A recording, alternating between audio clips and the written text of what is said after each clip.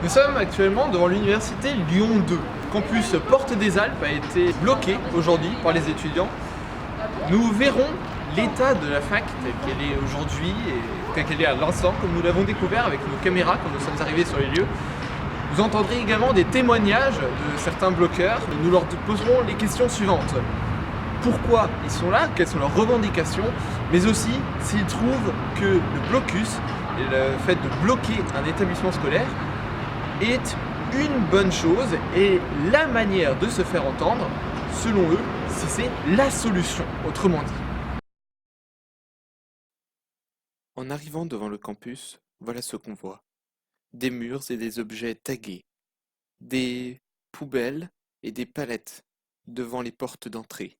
Et pour pouvoir accéder au campus, il faut faire comme ces étudiants, monter sur cette chaise pour monter sur un muret qui nous amène à l'intérieur du forum. Là-bas règne une bonne ambiance, avec des activités, des jeux, de la musique. Chacun s'amuse comme il peut, bavarde entre eux. Il y a même de la nourriture à disposition. Mais, en s'éloignant un peu du forum, nous voyons des distributeurs saccagés, des portes d'entrée bloquées ou les murs de la bibliothèque tagués. Pourquoi vous êtes là aujourd'hui? On est là suite à la tentative de suicide d'un des étudiants de notre fac qui était dans une précarité étudiante énorme, qui n'avait pas de bourse, qui n'avait pas de travail étudiant et qui n'arrivait même pas à finir ses fins de mois, il n'avait pas de quoi manger. Et nous on est là pour dénoncer la précarité étudiante parce qu'on est tous dans une galère, plus ou moins, certains plus que d'autres. Et on vient demander de l'aide de l'État, du CROUS et de l'université pour nous aider à survivre parce que en tant qu'étudiant, c'est pas normal de ne pas pouvoir manger, de ne pas pouvoir étudier quand on veut, dans des bonnes conditions. Et vous pensez que bloquer la fac c'est une solution à ce problème? C'est pas la seule solution, mais on a fait des manifestations dans les rues et le problème c'est que c'est sur une courte durée et que beaucoup trouvent ça comme un festival de rue un peu. Que là on est obligé de mobiliser le personnel, on empêche des étudiants de travailler, alors on est désolé c'est sûr, parce qu'on les empêche d'étudier, mais c'est comme ça qu'on les mobilise parce qu'ils se rendent compte qu'il y a un problème si on en arrive à bloquer des facs. Et le personnel aussi va peut-être comprendre que si on les empêche de travailler c'est pas pour rien, c'est pas pour le plaisir. Et il y a d'autres facs qui nous suivent, c'est aussi ça important, c'est des événements marquants et le but c'est de marquer le pays. Pourquoi vous êtes là aujourd'hui?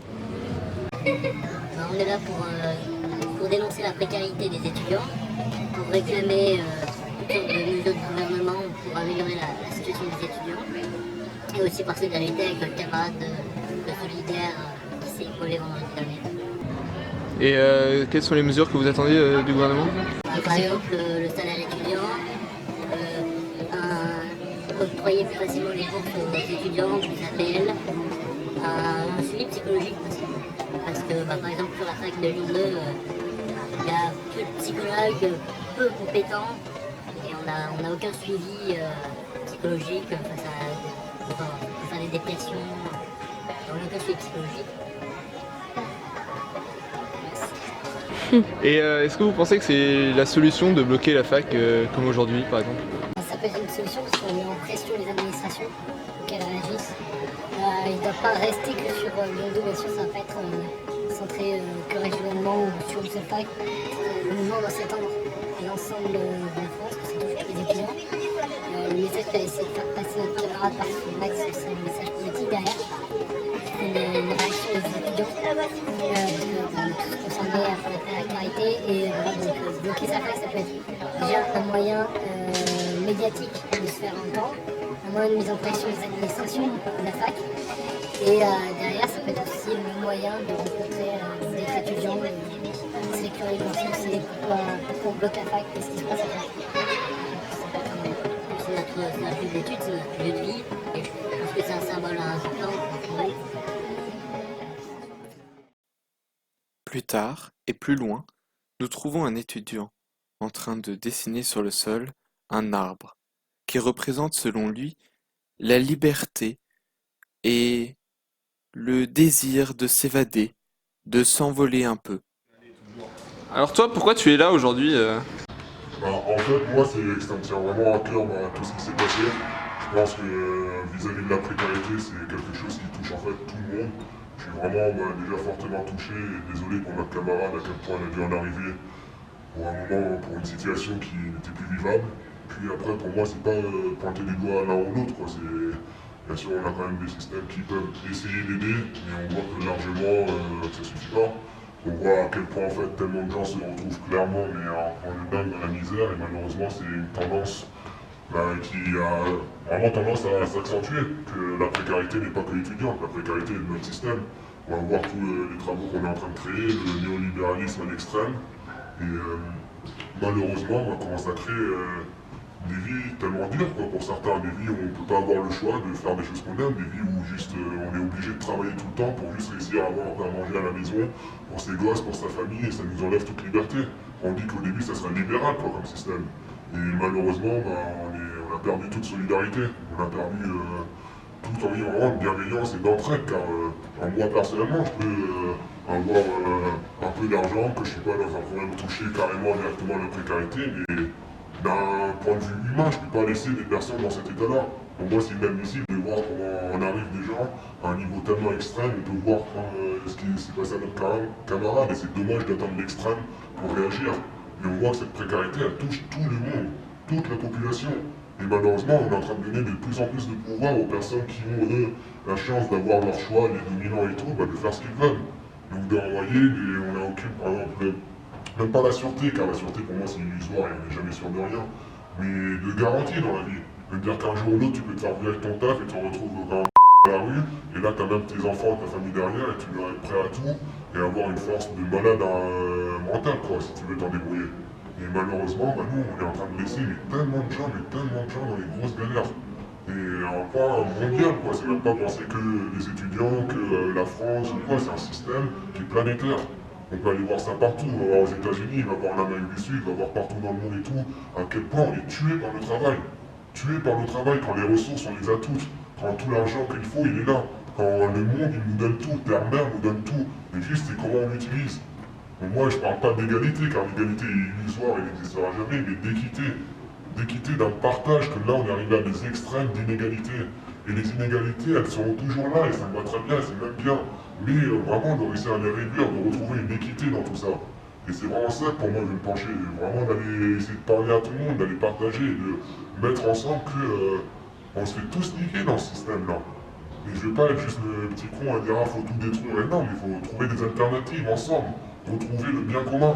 On a tellement perdu dans une société tellement individualiste et égoïste, de donner bien sûr la liberté individuelle qui pour moi est si chère à tout le monde, mais vraiment de retrouver ce côté humain, de retrouver des collectivités, retrouver vraiment ce côté de vivre en groupe et de savoir s'entraider. Et pas de juste penser à ta sale gueule et tout, et à tout voir juste et tuer et tout niquer. Donc pour moi ça c'est vraiment ça qui est inadmissible. Et c'est vraiment d'aller voir que la précarité, comme je disais avant, c'est que ça touche tout le monde, toute la population.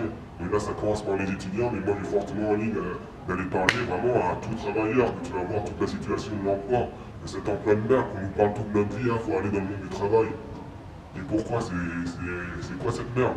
On a oublié l'essentiel pour moi, on a oublié juste la vie.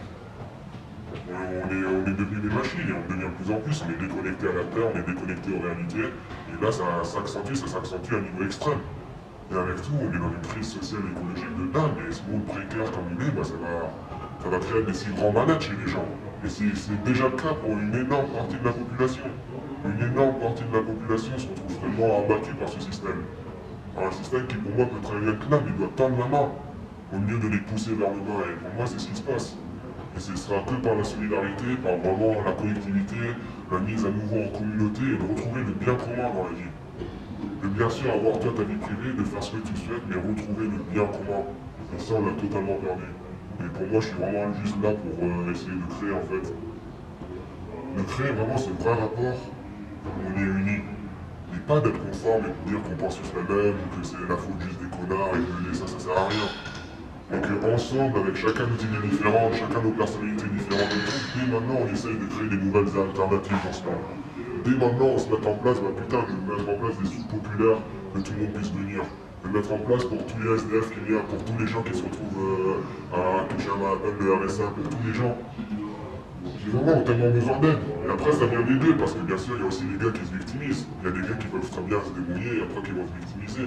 Donc c'est pas à pointer du doigt que le système ou à pointer du doigt que la personne qui ne va pas réagir. C'est une corrélation et tout le monde est responsable là-dedans. Et pour moi, c'est à nous d'agir ensemble. Vraiment ensemble. Et est-ce que tu penses que c'est la solution de bloquer les universités comme on est en train de voir ici à Lyon 2 et partout en France? Bah, en fait, pour moi, ça c'est un début. Mais l'occasion, encore plus, ça permet de nous réunir, de vraiment partager nos idées, d'être ensemble et d'essayer de bloquer un système qui ne nous correspond pas. Mais après, moi, je suis pour le mouvement, pour proposer vraiment des nouvelles solutions et après des nouvelles approches. Donc, par exemple, j'aimerais beaucoup que moi, quand je suis militant aussi écologique, mettre en place vraiment un système, moi je fais beaucoup de récupération alimentaire, donc mettre vraiment un système en place pour tout le monde, des soupes solidaires. Donc retrouver vraiment, de refaire les repas populaires qui permettent d'un point de vue social de gagner énormément et surtout du point de vue écologique, vraiment de changer parce que là c'est plus tenable. Vraiment en social et écologique, on ne se rend pas à quel point on a toute la merde pendant les 5 heures d'année. Et donc pour moi le blocus c'est juste un début. Après de laisser la possibilité à tous les autres aussi de travailler. Moi aussi j'ai tout le temps envie d'apprendre, j'ai envie de continuer mes études, j'ai envie aussi de revoir mes cours et tout ça bien sûr. Et là c'est avant tout un rassemblement pour vraiment partager nos idées, prendre conscience collective et voir comment ensemble on peut agir. Et surtout aller sensibiliser et parler à tout le monde. C'est pas que le cas des facs, c'est pas que le cas d'un certain type d'étudiants.